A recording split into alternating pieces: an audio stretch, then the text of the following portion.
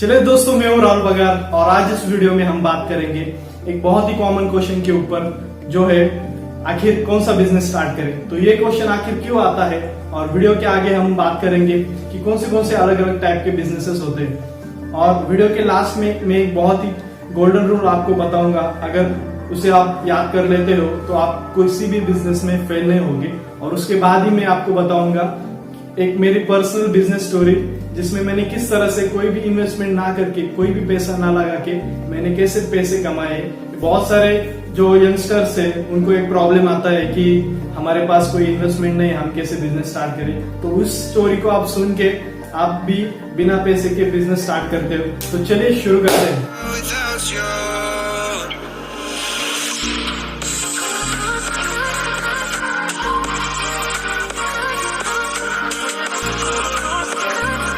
तो इस टॉपिक के ऊपर बात करने से पहले हम जान लेते हैं आखिर बिजनेस मतलब क्या है। अगर आप किसी भी चीज को खरीदते हो या बेचते हो पैसे कमाने के लिए, तो उसे कहते हैं बिजनेस। तो बिजनेस में दो टाइप के बिजनेसेस होते हैं, एक है सर्विस बेस्ड बिजनेस और दूसरा है प्रोडक्ट बेस्ड बिजनेस। तो सर्विस बेस्ड बिजनेसेस में कौन से बिजनेसेस आते हैं, जैसे AC maintenance, CCTV fitting, cafe, restaurant, vegetable supplier, ये सब बिजनेसेस आते हैं सर्विस बेस्ड बिजनेस में।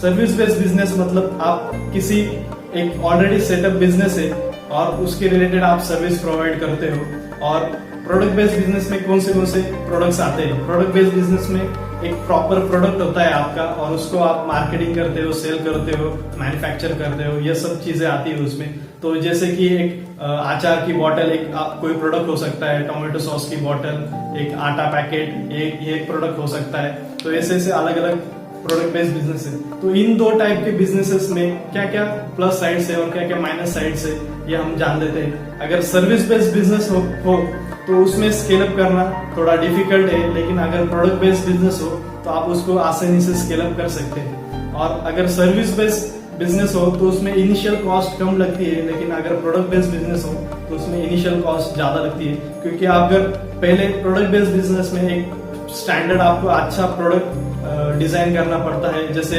अगर कोई आप अचार की बोतल एक प्रोडक्ट बनाना चाहते हो तो उसके लिए आपको पहले उसकी रेसिपी सीखनी पड़ेगी, वो प्रोडक्ट अच्छे से बना के देखना पड़ेगा। 6 महीने वो अगर शेल्फ लाइफ उसकी वो सस्टेन होता है कि नहीं, वो देखना पड़ेगा।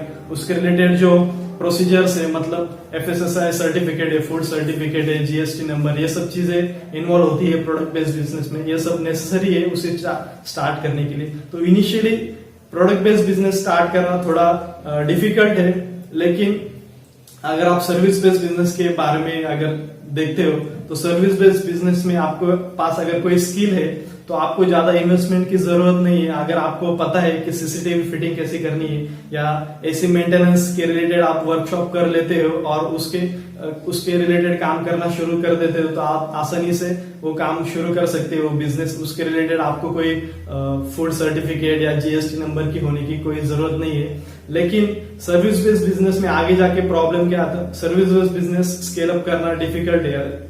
अगर आप किसी एक पर्टिकुलर एरिया में सर्विस दे रहे हो, एसी फिटिंग की या एसी मेंटेनेंस की, तो आप बाकी के एरिया कवर करना डिफिकल्ट है। लेकिन अगर आपका एक प्रोडक्ट बन गया तो आप उसको बहुत सारे एरियाज, डिस्ट्रिक्ट में या सिटीज में आप उसको मार्केटिंग के थ्रू या सप्लायर के थ्रू या डिस्ट्रीब्यूटर्स ऐसे इन्वॉल्व करके उसको ऑल ओवर द इंडिया आप उसको सप्लाई कर सकते हो। तो ये डिफरेंस हुआ सर्विस बेस में और प्रोडक्ट बेस में। अगर आप बिगिनर हो, अगर आप स्टार्टर हो, आपके पास कम इन्वेस्टमेंट है, तो आप इनिशियली सर्विस बेस्ड बिजनेस में जाना चाहिए। और उसके बाद अगर आपके पास कैपिटल आ जाता है और आप सोचते हो कि अभी थोड़ा मुझे प्रॉफिट ज्यादा चाहिए, तो फिर एक सिंपल सा प्रोडक्ट उसको डिजाइन करके फिर उसके रिलेटेड बिजनेस स्टार्ट कर सकते हो। तो अभी मैं आपको वो गोल्डन रूल बताता हूँ जो बिजनेस स्टार्ट करने के पहले आपको जानना बहुत ही जरूरी है, और उसके वजह से आप किसी भी बिजनेस में फेल नहीं होगे।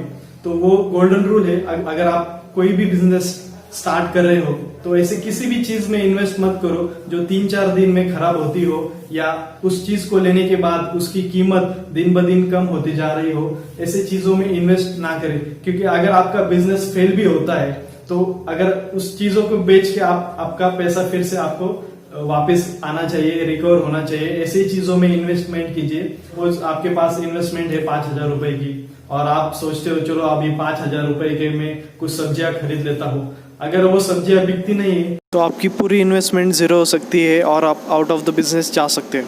तो दोस्तों अभी हम बात करते हैं मेरे बिजनेस स्टोरी के बारे में, जिस बिजनेस को मैंने कोई भी इन्वेस्टमेंट ना यूज करके स्टार्ट किया था। तो ये स्टोरी है मेरे कॉलेज डेज की, जब मैं फाइनल ईयर में था। तो उस वक्त हमारे रूम के साइड में एक कंस्ट्रक्शन हो रहा था बिल्डिंग का, और उसी वक्त फर्स्ट ईयर के बच्चों का कॉलेज खत्म हुआ था और वो सेकेंड ईयर में जाने वाले थे। तो मुझे ये चीज पता थी, जब भी फर्स्ट ईयर के बच्चे हॉस्टल छोड़ते हैं तो वो फ्लैट ढूंढते हैं, नया फ्लैट ढूंढते हैं। तो ये चीज मुझे पता थी कि फर्स्ट ईयर के बच्चे अभी नया फ्लैट ढूंढने वाले हैं। और मुझे ये भी पता था कि मेरे जो हॉस्टल था उसके बाजू में एक नई बिल्डिंग बन रही थी। तो मैंने उस बिल्डिंग के मालिक के पास गया और उसको बताया कि देखो सर, मैं आपको आपके रूम भर के दूंगा या मैं आपके रूम के लिए बच्चे लेके आऊंगा, लेकिन एक रूम के पीछे मुझे 500 रुपए कमीशन चाहिए। तो ये मैंने डील उस मालिक के साथ कर ली और वो भी राजी हो गया, क्योंकि उसके फर्स्ट टाइम था, उसकी नई बिल्डिंग थी और उसको भी रूम भरना जरूरी था। तो ये डील मैंने मालिक के साथ कर ली और उसके बाद मैं गया फर्स्ट ईयर बॉयज के हॉस्टल में। तो उस वक्त हॉस्टल में जाके मैंने सबको बताया कि देखो भाई, मेरी एक बिल्डिंग वहां पे हमारी बनाई है हमने नई, तो उसमें रूम्स अवेलेबल है, अगर आपको चाहिए होगा तो मेरा कांटेक्ट नंबर लेके रखिए।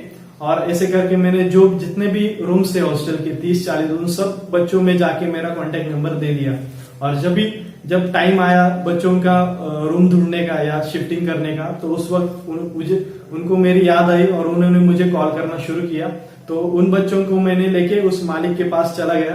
तो मालिक ने बात करके रूम कंफर्म कर ली और वैसे मैंने उस तरह से बस 3 ही दिन में 8,000 रुपए कमाए। उस बिजनेस में कोई इन्वेस्टमेंट भी नहीं थी, कुछ भी नहीं था, बस एक जो गैप था बीच में, बच्चों के बीच में और मालिक के बीच में जो कम्युनिकेशन गैप था, उसका मैंने फायदा लेके उस पैसे को कमाया।